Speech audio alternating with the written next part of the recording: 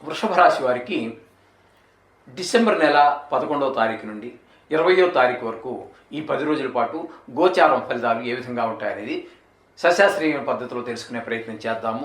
ఇందులో అతిశయోక్తులు అంటే ఏదో తెల్లవారినప్పుడు మీరు కోటీశ్వర్లు అయిపోతారు, లేకపోతే ఒక స్త్రీ వల్ల లాభం వచ్చేస్తుంది, ఏదో బంగారు కనిపడిపోతుంది, ఇలాంటి ఆశలు పెట్టేది ఇవన్నీ ఎక్కడ శాస్త్రంలో అయితే నేను చదివిన శాస్త్రాల్లో అయితే లేదండి. మరి ఎవరన్నా చదివిన శాస్త్రాల్లో ఉంటే ఉండవచ్చు. దాని గురించి కొంతమంది ప్రశ్నిస్తున్నారు, అందు గురించి మాత్రమే మాట్లాడాల్సి వచ్చింది. అటువంటి శాస్త్రం ఎంతవరకు చెప్పిందో అంతవరకు చెప్పడం జరుగుతుంది. లేదా ఏదో కొన్ని గ్రహాలు మీకు ప్రతికూలంగా ఉండవచ్చు, దానివల్ల కూడా మీకు జరిగిపోయే దుష్పరిణామాలు ఏమి ఉండవండి. అవన్నీ జాతకరీత్యా మనకు తెలుస్తూ ఉంటాయి. సరే, మొత్తం మీద వీటి ప్రభావం లేదని కాదు, దీని ప్రభావమే దాని ప్రభావం. దాంతో దీన్ని అనుసంధానం చేసుకుంటే ఫలితాలు కరెక్ట్గా ఉంటాయి.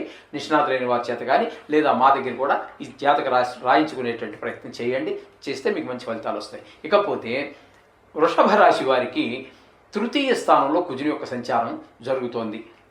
నిజానికి జన్మల్లోనే గురు సంచారం జరుగుతోంది, కానీ వక్రగతి మూలంగా మనం ఏ స్థానంలో చెప్పుకుందాం, అంచేత లాస్ట్లో చెప్పుకుందాం గురువు యొక్క ఫలితాలు. ఇప్పుడు వృషభ రాశి వారికి కుజుని యొక్క సంచారం 3వ స్థానంలో జరుగుతోందండి. ఇది చాలా అనుకూలమైనటువంటి ఫలితాన్ని ఇస్తుంది.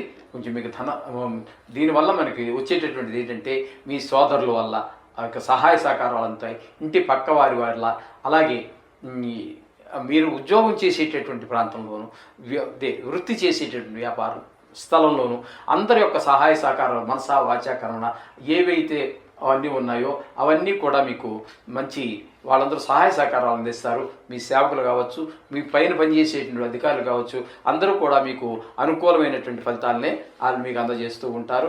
అలాగే మీకు ఇక్కడ రియల్ ఎస్టేట్ వ్యాపారం చేసేటటువంటి వారి కోసం కొంచెం అనుకూలమైన ఫలితాలు వచ్చేట అవకాశం ఉంది.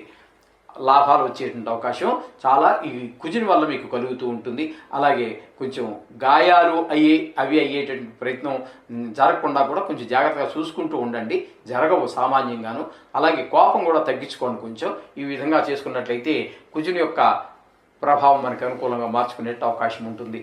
ఇకపోతే పంచమ స్థానంలో కేతు యొక్క సంచారము అనుకూలమైనటువంటి ఫలితములను ఇవ్వజాలదు.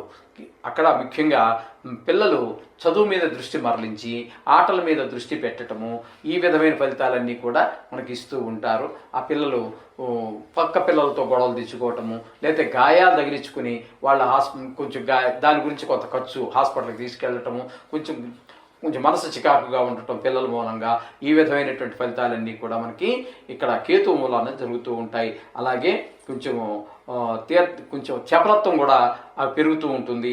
అలాగే విచిత్రమైనటువంటి వస్తువులు, అక్కర్లేనటువంటి వస్తువులు అయినప్పటికీ కూడా విచిత్రంగా అనిపించి మీరు కొనడం జరుగుతూ ఉంటుంది. ఈ విధమైన ఫలితాలన్నీ మీకు మంచి ఫలితం అంటూ మనకైతే ఇక్కడ కేతు వల్ల జరిగేది ఏమీ లేదు. కొంచెం పిల్లల చదువు అవి ఆరోగ్యం డిస్టర్బ్ అయ్యేటటువంటి కొంచెం ఆరోగ్యం చెడేటువంటి అవకాశం మనకి గోచరిస్తూ ఉన్నది. ఇకపోతే రవి యొక్క సంచారం 7వ స్థానంలో జరుగుతూ ఉన్నదండి. 7, 8 2 స్థానాల్లో జరుగుతూ ఉన్నది ఇక్కడ నుంచి. ఎందుకంటే 16వ తారీఖు వరకు ఆయన మనకి వృశ్చికంలోను ఆ తదుపరి ధనురాశిలోనూ ప్రవేశిస్తూ ఉన్నారు. ఆ వృశ్చిక రాశిలో ప్రవేశించే 7వ స్థాన సంచారం వల్ల మనకి కొంచెం భార్యాభర్తల మధ్యన వివాదాలు జరగటము, లేకపోతే మన మాటని ఆవిడ కొంచెం నిర్లక్ష్యం చేయటము, లేకపోతే మర్చిపోవటము, ఈ విధంగా ఉంటుంది. అలాగే మీరు ఎవరితోనైనా కలిసి వ్యాపారం చేస్తున్నట్టయితే వారి మధ్యన కూడా కొంచెం విభేదాలు వచ్చేటువంటి అవకాశం గోచరిస్తుంది. ఇకపోతే 8వ స్థానంలో రవి యొక్క సంచారము కూడా మనకు మంచి ఫలితాలను అయితే ఇవ్వజాలదు. అక్కడ కూడా కొంచెం ఏంటంటే మనకు బంధువులు కావచ్చు, మిత్రులు కావచ్చు, ఎవరైనా వారి నుండి కొంచెం దుర్వార్తలు, వారి నుండి కానీ వారి గురించి కానీ అట్లా కొన్ని దుర్వార్తలు వినేటువంటి అవకాశం ఉంటుంది. అలాగే ఆరోగ్యం కూడా కొంచెం ఇబ్బంది పెట్టేటువంటి అవకాశం ఉంటుంది. మీకు కావచ్చు, మీ కుటుంబంలో కావచ్చు. కొంచెం ఆయన రవి యొక్క ఆరోగ్యం భాస్కరాది చేతు ఆయన దుష్టస్థానంలో ఉన్న కారణంగా కొంచెం ఇబ్బంది పెట్టేటువంటి అవకాశం ఉంటుంది. ఇంట్లో పెద్దవారు ఎవరైనా ఉన్నట్టయితే, అందులోనూ బాగా బెడ్ రిడెన్ ఉన్నా, లేకపోతే దీర్ఘకాలిక వ్యాధులతో బాధపడుతున్నా వారి ఎడల కొంచెం ప్రత్యేకమైనటువంటి శ్రద్ధ చూపించండి. తద్వారా ఈ రవి యొక్క 7, 8 స్థానాల్లో సంచారం వల్ల వచ్చేటువంటి దుష్పరిణామాలు పోతూ ఉంటాయి.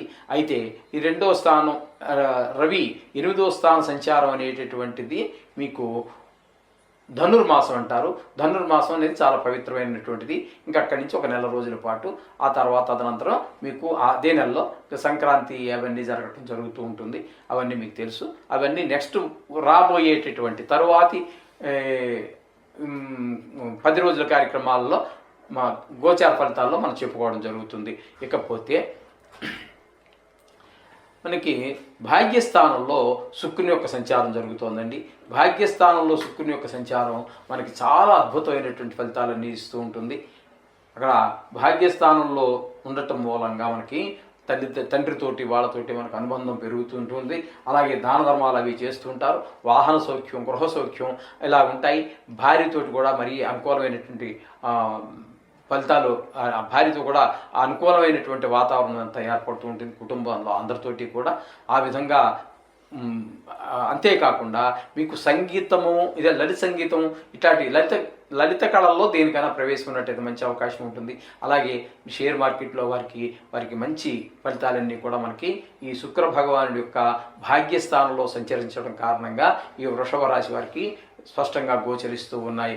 ఇకపోతే 10వ స్థానంలో శని యొక్క సంచారం జరుగుతోందండి. అక్కడ మీకు ఏంటంటే ఇబ్బందికరమైన పరిస్థితులు. వ్యాపార స్థలం అయితే వ్యాపార స్థలం, ఉద్యోగ స్థలం అయితే ఉద్యోగంలోనూ కొంచెం ఇబ్బందులు ఎదురయ్యేటటువంటి అవకాశం ఉంది. పని ఎక్కువ అవటమో, లేకపోతే పని చేసిన పని మీ పై అధికారి మిమ్మల్ని దాన్ని సరిగ్గా బాగలేదని కొంచెం ఇబ్బంది పెట్టడము, ఈ విధమైనటువంటి పరిస్థితులన్నీ కూడా 10వ స్థానంలో శని యొక్క సంచారం వల్ల జరుగుతుంది. ఇకపోతే ఏకాదశ స్థానంలో రాహు యొక్క సంచారం జరుగుతోందండి. ఇది చాలా అనుకూలమైనటువంటి ఫలితాలన్నీ ఇస్తూ ఉంటుంది. అంచేత ఇక్కడ లాభస్థానంలో ఆదాయం పెరుగుతుంది, అలాగే ధనార్జన పెరుగుతుంది. ఏదైనా వ్యవహారం మొదలుపెట్టినట్టయితే మీకు అందులో మీకు పరిపూర్ణమైనటువంటి సఫలత లభిస్తూ ఉంటుంది. ఈ విధంగా ఏకాదశ స్థానంలో, ఎందుకంటే ముఖ్యంగా మనం విదేశీయానానికి కూడా ఆ రాహుని ప్రధానంగా మనం తీసుకుంటూ ఉంటాం గణంలోకి. రాహువును కూడా, రాహువే కాదండి, రాహువును కూడా మనం ప్రధానంగా పరిగణలో తీసుకుంటూ ఉంటాం. కాబట్టి కాస్త విదేశీయానానికి ప్రయత్నం చేస్తున్నటువంటి వారికి అనుకూలమైనటువంటి ఫలితాలు రావడానికి అవకాశం స్పష్టంగా గోచరిస్తూ ఉన్నది. ఇకపోతే గురువు గురించి మనం చెప్పుకున్నాం కదా, మొదటే చెప్పుకున్నాము. ఆయన జన్మంలోనే ఉన్నారు, కానీ వక్రగతిలో సంచరిస్తున్న కారణంగా ఏకాదశ స్థాన ఫలితాన్ని వ్యయస్థాన ఫలితాన్ని చెప్పుకోవాలి. అంటే ధనం ఖర్చు ఎక్కువగా అవుతుంది. అయితే ఆ అయినటువంటి ఖర్చు మీకు శుభ పరిణామాలకే దారితీస్తుంది. దైవ సంబంధమైనది కావచ్చు, ప్రతి పిల్లల చదువు గురించి కావచ్చు, పిల్లల ఫ్యూచర్ గురించి కావచ్చు, లేదా దేని మీద పెట్టుబడి పెట్టారు రాబోయే కాలానికి మంచి ఫలితాలు ఇవ్వచ్చు. అలా అదే అంటే ఏదో స్థలమో ఇల్లు కొని పెట్టడమో అట్లాంటివి ఏవో చేస్తున్నట్టయితే అది మీకు రాబోయే కాలంలో మంచి ఫ్రూట్ఫుల్ అంటే ఫలవంతమైనటువంటి ఆదాయాన్ని ఇచ్చేటట్టుగా ఉండేటువంటి అవకాశం కూడా ఈ గురువు వల్ల కనిపిస్తున్నది. ఈ విధమైన పరిణామాలన్నీ కూడా మనకి, ఈ విధమైన ఫలితాలన్నీ కూడా ఈ వృషభ రాశి వారికి మనం చెప్పుకోవాలి. అయితే కొన్ని గ్రహాలు అనుకూలత, ప్రతి అనుకూలతలు ఉంటూ ఉంటాయి. ఇవన్నీ కూడా ప్రతి అనుకూలతలు, అనుకూలత, ప్రత్యనుకూలత 2 రకాలుగానే ఉంటూ ఉంటాయి. సహజమే, దాని గురించి ఏం కంగారు పడక్కర్లేదండి. మీరు రోజు చేసుకునే పూజలో నవగ్రహాలకు సంబంధించినగా చేసుకోండి, అంతా మంచిగా జరుగుతుంది. శుభం భూయాత్.